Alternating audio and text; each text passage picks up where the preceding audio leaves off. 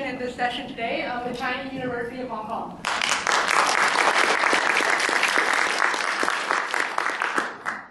Thank you. I'm Ricky, this is Karen, this is Tabby, and this is Valerie. We are the CUHK iGEM team 2012, and here we go.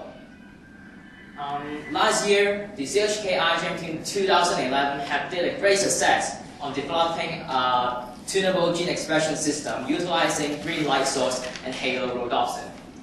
This year, we want to do something more.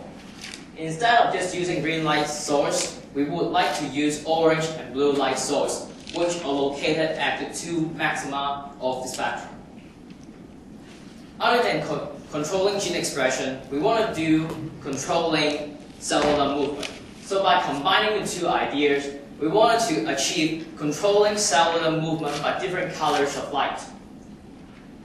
And it is our project, Light of No Return. I'm going to briefly explain to you why it got this name. If you can imagine, if we can use different colors of light to direct cells into different direction and separate them into different orientation, and they can never return once they are separated. So that's why we call it the Light of No Return. And how are we going to achieve this? We would like to continue our exploration to the rhodopsin family members. And here is two rhodopsin family members that we want to make use of, which is SR1 and SR2. SR1 is originated from Halobacterium salinarum, which is activated by orange light. And then SR2 is originated from Natromononas farinus, and it can be activated by blue light. Now, I'm going to explain to you briefly about how does the central rhodopsin system work.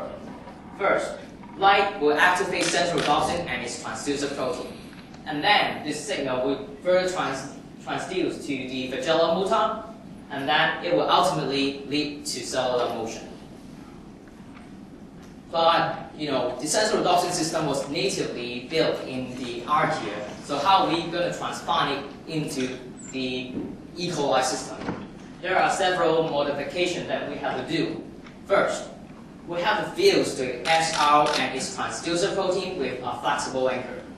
Second, we have to make our own new transducer protein, which by fusing the membrane proximal cytoplasmic domain of the native transducer protein with the cytoplasmic domain of the chemotactic protein.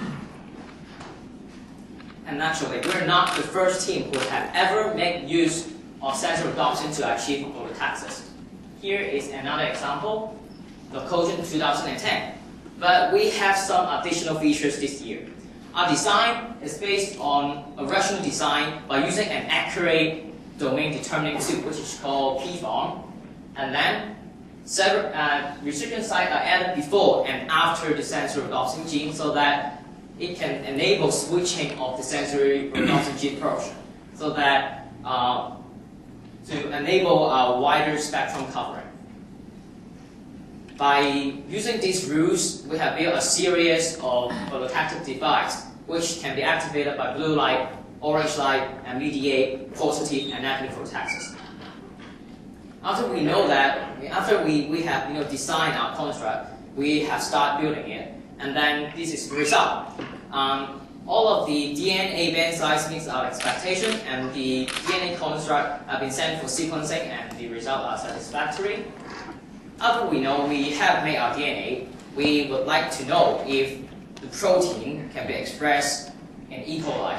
And first of all, we have to investigate whether our promoter that we make use of, J23100, can really be expressing protein in E. coli, so that we have tested with several strains of E. coli using a reporter gene RFP.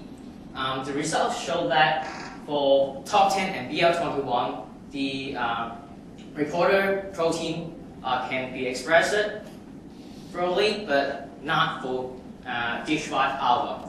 And actually, this result matches the result of our next test, which is Western blot analysis. In this time, we tag our own protein with his, and then we run a protein gel, and then we find out that our fusion protein can be expressed in Rosetta 2 BL21 top 10, but not in dish 5 alpha. Okay, when we know that our proteins are expressed, we would like to know if they can function as what we expect. So we test it under stimulation of light. If you can imagine, if our phototactic construct are transformed into E. coli, but without any light stimulation, they will act as normal cells, so they won't move too much. But under stimulation of light, they're stimulated, uniformly in all directions. Therefore, theoretically, they could be more widespread after a duration of time. And that actually meets our experimental data. And the data are really statistically significant. The colony under stimulation of light are 180% bigger. And then, after we know that our cells can really move under stimulation of light, we want to know if we can achieve our ultimate goal, which is by separating cells using different colors of light. This is what we tried. We used 2 different light sources, one orange and one blue, and then shown on a soft agar. On a soft agar, we aliquot a mixture of cells, which was transformed with different phototactic construct. And here is the result.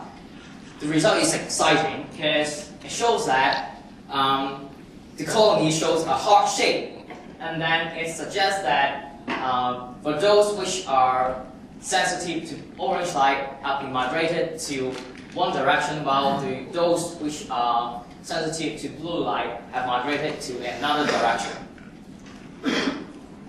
I'm sure our project is quite innovative and interesting, yet we have surveyed some students, and then they have some concerns about our project. For all of this concern, dangerous remains as a major concern of our project. And then that's why we have think of a new safety approach to deal with this problem. So here I invite our teammate Karen to explain to you the new safety approach. So thank you, Ricky. And the common way of safety control is to directly kill the cell. However, the DNA still exists in the waste, and some bacteria may uptake the extracellular DNA through horizontal gene transfer. So we are thinking this may still have some environmental hazard. We are thinking, is there a way to directly cleave the DNA sequence for safety control? And we were inspired when we noticed the existence of CRISPR-Cas system in E. coli. It is an adaptive immune system in E. coli which have 3 stages: the acquisition, expression, and interference. It enables E. coli to recognize and target on virus DNA or plasmid DNA sequence. And we are thinking, is there any way to utilize this system to target on the genomic DNA of bacteria used in synthetic biology, or to target on the transformed plasmid of biobricks? So we designed this biobrick containing the essential machinery of the CRISPR-Cas system and also a repeat spacer region for targeting. And then and also for E. coli, we have checked the existence of these proteins in E. coli K12 strand genome. The sharp bands in the electrophotoresist results have shown their existence. So we simplified the design to be just a repeat spacer region regulated by T7 promoters. And then we are going to test it. You may ask, where are we going to target on? We made our first design to target on the genomic DNA of E. coli K12 strand genome. So if it works, we may make the bacteria to commit suicide whenever we want. We designed the sequence to be a segment of non-coding sequence in its genome, and we are going to test it. We first plotted the cell growth curve by measuring the OD600, as you can see the black line, and we also measured the cell survival rate by fluorescent assay. Well, there is no significant difference with or without RSR activation for the 2 samples. So further research is needed in this area. However, also researchers have already proved that this system can target on plasmid DNA. So we continued with our second design to target on a segment of sequence in the BioBreak prequels in BioBreak Standard Backbone PSB1C3. This is for target on plasmid DNA, and also this can select and target on any BioBreak in the future. So we believe this can serve as a tool to be attached to any BioBreak in the future, and this is a novel way to control the safety of synthetic biology by using BioBreaks. So now let me introduce Tabby to talk to you more about future applications. Thanks, Karen. So first of all, we can use light to control the gene expressions. So these are the transducer proteins. They can be activated by light, by photon from light. When it's activated, it can eliminate CUHK, which is a kinase, to alter the phosphorylation of OMPR. Therefore, activate the transcriptions of the promoter and the gene expression afterwards.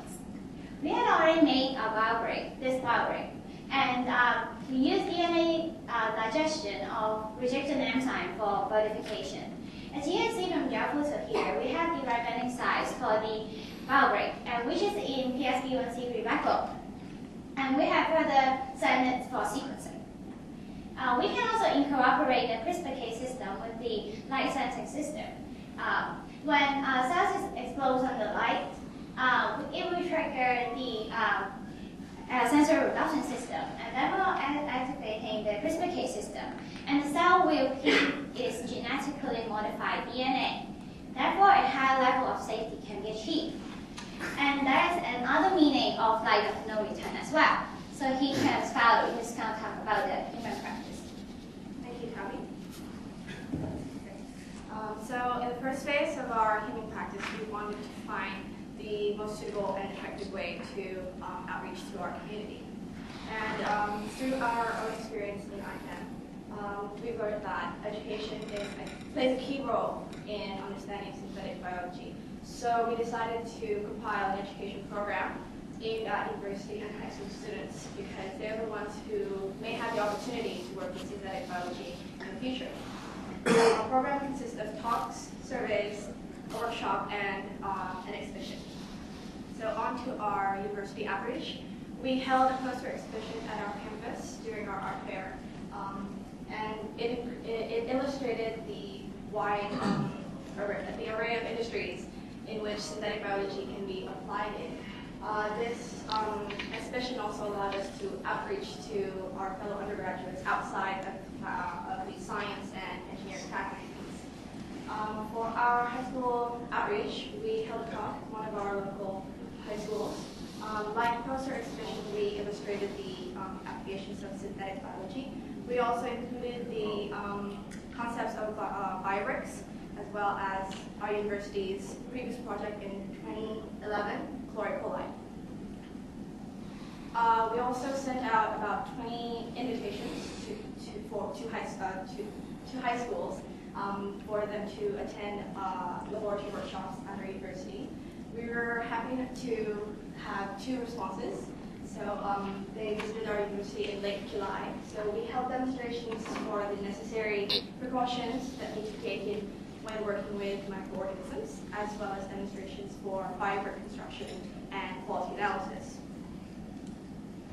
So from our education program, we observed that students were capable of grasping a firmer understanding of synthetic biology, and particularly through active participation. So we wanted to take this one more step forward, particularly with high school students, which brings us to the second phase of our human practice.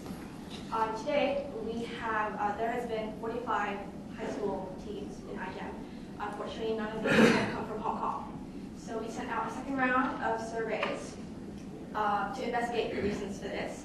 And in response to this, we drafted a guidebook, which I will explain more later on.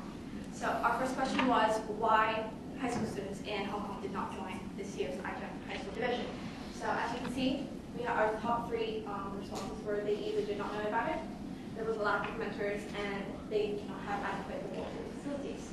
So our next question was, how can the CUHK iGEM team help?